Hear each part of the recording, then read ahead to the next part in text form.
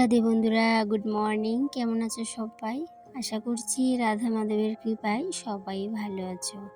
গিন্নিশালা রান্নাঘর ব্লগস থেকে আমি রূপা তোমাদের সবাইকে আবারও অনেক অনেক ভালোবাসা ও ওয়েলকাম জানিয়ে আজকের সকালটা শুরু করলাম। 1 ঘন্টার ব্যবধানে 2বার চা করে নিচ্ছি। সকালে একবার চা খাওয়া হয়েছে, কারণ সকালে আজকে খুব তাড়াতাড়ি ঘুম থেকে উঠেছিলাম। তো সকালবেলা চা খাওয়া হয়েছে, হাজব্যান্ড বেরিয়ে গেছে। এবার হাজব্যান্ড বেরিয়ে যাওয়ার পর বড় জায়ের ঘর থেকে এই যে খোলা পিঠা দিয়ে গেছে। তো এই খোলা পিঠাটাকে আমরা গ্রামের ভাষায় খোলা পিঠা বলি, অনেকে এই পিঠাটাকে চিতই পিঠা বলে। তো যেটা আমার ভীষণই প্রিয় একটা পিঠা। তো এই পিঠাটা দেওয়ার পর আমি আর নিজেকে আটকাতে পারলাম না, কারণ এই পিঠার সাথে চা না হলে একদমই জমে না। তাও আবার যেমন তেমন চা হলে একদমই চলবে না, খুব স্পেশাল করে চাটা করে নিতে হবে। আর আমি কিন্তু স্পেশাল করে চাটা করেও নিলাম। এবার এই যে আমার স্পেশালটা চাটা আজকে আর কাপের মধ্যেও নেব না, এই গ্লাসের মধ্যেই। আর এখান থেকে শুধুমাত্র জাস্ট একটাই পিঠা খাবো আর একটা রেখে দেবো। সময়ের সঙ্গে তাল মিলিয়ে চলতে চলতে একটা সময়ের পর আমরা কিন্তু কিছু কিছু শিক্ষা নিজে থেকেই কিন্তু পেয়ে যাই। আর সেই শিক্ষাগুলো থেকে অনেক কিছুই কিন্তু আমাদের শেখা হয়ে যায়। তবে কিছু কিছু শিক্ষা আছে যেগুলো আমরা অন্যের কাছ থেকে শিখি, আবার কিছু কিছু শিক্ষা আছে যেগুলো আমরা জীবন থেকেই শিখে নিই। এই কথাটারও যে অনেক বড় একটা মানে আছে, সেটা আমি তোমাদের সাথে অবশ্যই শেয়ার করব। তার আগে বলে নিই, গতকালকে ছোটো মাছ এনেছিল, তো সেগুলোকে বেছে পরিষ্কার করে রাতের বেলা আমি ফ্রিজে রেখে দিয়েছিলাম। তো আজকে যাতে করে আমার রান্নাটা চটপট করে হয়ে যায়। আর ছোটো মাছ যখনই গড়ে আনে মাথার মধ্যে আকাশ ভেঙে পড়ে। চা খেয়ে আর বেশি দেরি করলাম না, রান্নাটা কিন্তু সঙ্গে সঙ্গেই বসিয়ে দিলাম। তো যেহেতু ছোটো মাছটা আগে থেকেই রেডি করা ছিল, সেই জন্য তরকারিটা করতে বেশি সময়ও নেইনি। আর এদিকে আমি যেহেতু আজকে চাল কুমড় দিয়ে মাসকলাই ডাল করব, তো সেই জন্য একটু সময় লেগেছে। তো এই যে মাসকলাই ডালটা রেডি করেছি, সেটা এমন একটা সময় ছিল যখন আমি এই মাসকলাই ডালটা একদমই রেডি করতে পারতাম না পারফেক্টভাবে। 1 দিন পারিনি, 2 দিন পারিনি, কিন্তু 3 দিনের দিন ঠিকই আমি পেরে গেছিলাম। ওই যে বললাম, সময়ের সাথে চলতে চলতে আমরা অনেক কিছু শিখে যাই, যেটা আমরা জীবন থেকেই শিখি, কারো কাছ থেকে শিখি না। আরও অনেক কিছু আছে যেগুলো আমরা জীবন থেকেই শিখি। আবার কিছু কিছু কাজ আছে আমরা যেগুলো ভয় পাই, এই কাজগুলোতে যদি আমরা করতে যাই, একটু হাতে নিয়ে এই কাজগুলো আমরা করতে পারবো তো। কিন্তু বিশ্বাস করো, এই কাজগুলো যদি একবার সাহস করে আমরা হাতে নিই বা কাজগুলোতে লেগে পড়ি, তাহলে কিন্তু নিজে থেকেই সমস্ত কাজ এমনিতেই কিন্তু একটার পর একটা কিন্তু হয়ে যায়। তো এটাই, এই জন্যই বললাম যে জীবন থেকে আমরা অনেক কিছু শিখতে পারি, তবে হ্যাঁ চেষ্টা করতে হবে। বিষয়টা নিয়ে তোমাদের সাথে আমার আরও কিছু বলার আছে, তবে হ্যাঁ আজকে আর কিছু বলবো না। আজকে যদি আরও কিছু বলি তাহলে এই কথার টপিকটা একদমই শেষ হতে চাইবে না। একটা কথা আছে না, ধান খেয়েছে গুগু যাবে কোথায়? তো আমাদের প্রত্যেকটা গৃহিণীদেরই কিন্তু একই অবস্থা। কেন বলো তো? রান্না করেছো, রান্নাঘর পরিষ্কার করবে না, সেটা কি কখনো হয়? ওই যে ধান খেয়েছে গুগু যাবে কোথায়, তো সেরকমই অবস্থা আমাদের প্রত্যেকটা গৃহিণীদের। তো রান্না করেছি, রান্নাঘর তো পরিষ্কার করতেই হবে, পরিষ্কার না করে যাবো কোথায়? তবে সেই পরিষ্কার পরিচ্ছন্নতাটা যদি একটু ভালোবেসে করা যায়, তবে সেই কাজগুলোকে অনায়াসেই করে নেওয়া যায়। এদিকে রান্নাবান্না শেষ করে গ্যাসের চুলা, ইন্ডাকশন আর এদিকে কাঠের র্যাকটাকেও পরিষ্কার করে নিয়েছি। আর এই কাঠের র্যাকটাকে পরিষ্কার করতে করতে মাথার মধ্যে কোথা থেকে যে এই আইডিয়াটা চলে আসলো নিজেই জানি না। তবে আমি রান্নাঘর পরিষ্কার করতে করতে সবসময় ভাবতে থাকি কোথায় কি করব, জিনিসটাকে কোথায় রাখলে ভালো লাগবে। তো এইভাবেই করতে থাকি। তো আজকে যখন এই র্যাকটাকে পরিষ্কার করছিলাম, আর মাথার মধ্যে একটা আইডিয়া এলো।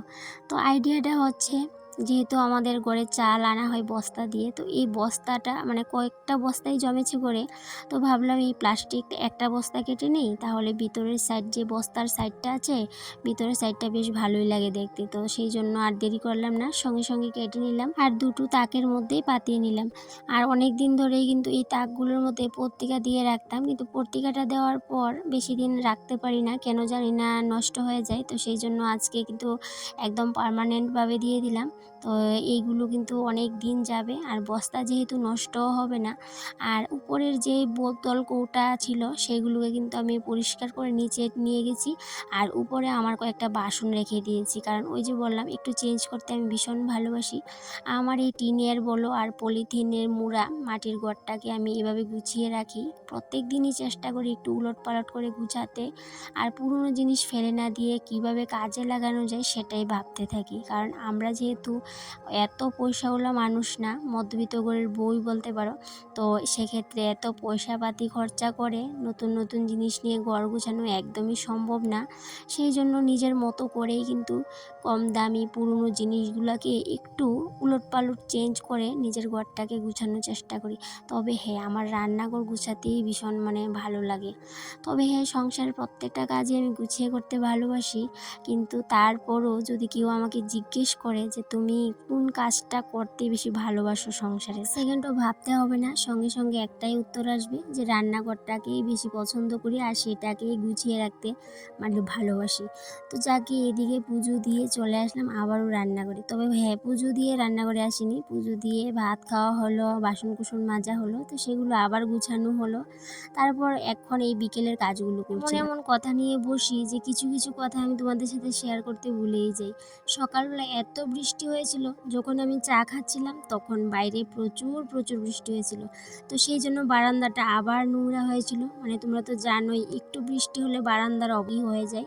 তো সেই জন্য রান্নাবান্না করে রান্নাঘর পরিষ্কার করে একেবারেই গিয়ে রান্নাঘর বারান্দাটা পরিষ্কার করলাম। তারপরে স্নান করে ঠাকুর ঘরে, তো ঠাকুর ঘরে গেলাম, একটু পুজো দিলাম নিজের মতো করে। তো তারপর ভাত টাত খাওয়া হলো, দুপুরে একটু রেস্ট করা হলো, বিকেলে আবার ডিউটি শুরু করে দিলাম। তো এইদিকে বিকেলের কিছু টুকটাক কাজ আছে, জল তুলবো, তারপর সন্ধ্যের টিফিন রেডি করতে হবে, তো সেগুলো করব। আর এই জন্যই কিন্তু বিকেলবেলা আবারও রান্না করে চলে আসলাম। অনেক দিন হয়েছে আটা আনা হয়েছিল, তো আটাগুলোকে আমি বালতিতে রেখে দিয়েছিলাম, কিন্তু রুটি বানানোর আর আমি একদমই সময় পাই না।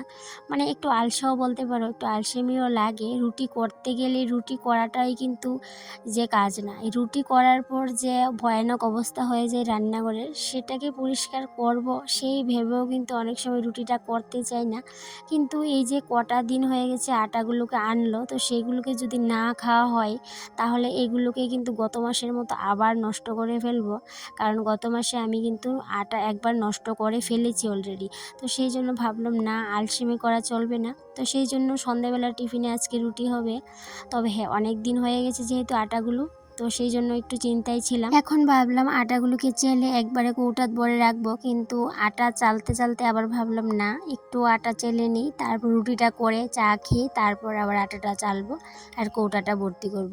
আর এদিকে দেখো, মাঝে মধ্যেই মাথা কাজ করা বন্ধ করে দিই। যেহেতু আটার প্যাকেটের মধ্যে অলরেডি একটা বাটি ছিল, আমি আবার নতুন করে একটা বাটি আনলাম। কিন্তু বাটি এনে যখন আটাটা নিতে গেলাম, গিয়ে দেখি ভিতরে একটা অলরেডি বাটি আছে। তাহলে বুঝতে পারছো তো মাথাটা কতখানি কাজ করে। তো যাকে বাটিটাকে আবার পরিষ্কার করে জায়গা থেকে রেখে আসলাম, কারণ যেহেতু প্রত্যেকটা কাজে আমাকেই করতে হবে। তো সেই জন্য চেষ্টা করি যে সময়ের কাজটা সাথে সাথেই করে নিতে। সময়ের কাজটা ফেলে দিয়ে রাখলে সেগুলো না জমে পাহাড় হয়ে যায়, আর সেই পাহাড়টা দেখলে আমার মাথা পুরো খারাপ হয়ে যায়, মাথা ঘুরে যায়, তখন আর নিজেকে ঠিক রাখতে পারি না। জানো বন্ধুরা, কটা দিন ধরে মাথাটা একেবারে খারাপ হয়ে গেছে। কি করতে গিয়ে কি করে ফেলি, প্রত্যেক দিনই ভাবি যে প্রত্যেক দিন তোমাদের সাথে ব্লগ শেয়ার করব, কিন্তু কি যে হয়ে যায় শেষ পর্যন্ত আর এডিট করতে আমার একদমই ভালো লাগে না। আর সেই জন্য তোমাদের সাথে আমি প্রত্যেক দিন ব্লগ শেয়ার করতে পারছি না। তো সময়েরটা একটু অসময় হয়ে যাচ্ছে, আবার মাঝে মধ্যেই কিন্তু গ্যাপ হয়ে যাচ্ছে। তো সেটা আমি বুঝতে পারছি। মাথার মধ্যে একটাই থাকে কথা, যে তোমাদের সাথে প্রত্যেক দিন আমাকে দেখা করতে হবে। কিন্তু দেখো, যতই মাথার মধ্যে থাকুক, কিন্তু আমি আর কোনো রকমভাবেই তোমাদের সাথে দেখা কি দূরের কথা, এডিটই করতে পারি না। এডিট করে যখন তোমাদের সাথে আমি ব্লগটা শেয়ার করি, আমার সংসারের কাজগুলো শেয়ার করি, তো এই ব্লগের মাধ্যমেই মনে হয় যে তোমাদের সাথে সত্যিই আমার দেখা হয়েছে, তোমাদের সাথে সত্যিই আমার কথা হয়েছে। আর তোমরা যে এত মিষ্টি মিষ্টি কমেন্ট করো, সেই কমেন্টগুলোর দ্বারাই মনে হয় যে তোমাদের সাথে সত্যিই আমাদের আমার কথা হয়। তো আমি মনে করি প্রত্যেকটা যারা আমরা ইউটিউবে ব্লগিং করি, যে সংসারের কাজকর্মগুলো শেয়ার করি, তো এই যে কমেন্টের মাধ্যমেই মনে হয় যে তোমাদের সাথে কথা হয়। আমি যেরকমটা ভাবি, আমি ভাবি যে প্রত্যেকটা মানুষ ওই রকমভাবেই ভাবে। এদিকে দুধ জাল হয়ে গেছে, এবার রুটিটা করে নিয়ে চা করব। আর চাটা খেতে খেতেই কিন্তু ভাবলাম চা খেতে খেতে এডিট করব। আর এদিকে এডিটটা শেষ করতে করতেই রান্নাটাও করব। আর রান্নাঘরে আরও কাজ আছে, রাতের কাজগুলো আছে, সেগুলো গুছিয়ে রাখবো। পরের দিন রান্না করব কি সেটাও ভেবে রাখতে হবে, সেটাকেও মোটামুটি রেডি করে যদি রেখে দিই তাহলে রান্নাটাও তাড়াতাড়ি হয়ে যাবে। সেই জন্যই কিন্তু একটু চিন্তাধারা মাথার মধ্যে, নানান চিন্তায় যেমন মাথাটা আরও খারাপ হয়ে গেছে। তো যাকে এদিকে দেখো আমার আটা মাখা হয়ে গেছে, রুটিটাও করে নিয়েছি। এখন বাস চাটা করে নেব, চাটা খেয়ে নেব। আর এই যে এইগুলো বললাম তোমাদের সাথে, এগুলোই করব। তাহলে বন্ধুরা, চা খেতে খেতেই আজকে তোমাদের কাছ থেকে বিদায় নিয়ে নিলাম। তো আবারও দেখা হবে তোমাদের সাথে পরবর্তী আরও কোনো একটা ব্লগে। ততক্ষণে তোমরা ভালো থেকো, সুস্থ থেকো, আর এইভাবেই আমার পাশে থেকো, আর এভাবেই মিষ্টি মিষ্টি কমেন্ট করে যেও বন্ধুরা। তাহলে বন্ধুরা আজকে আসি, আবারও দেখা হবে। টাটা।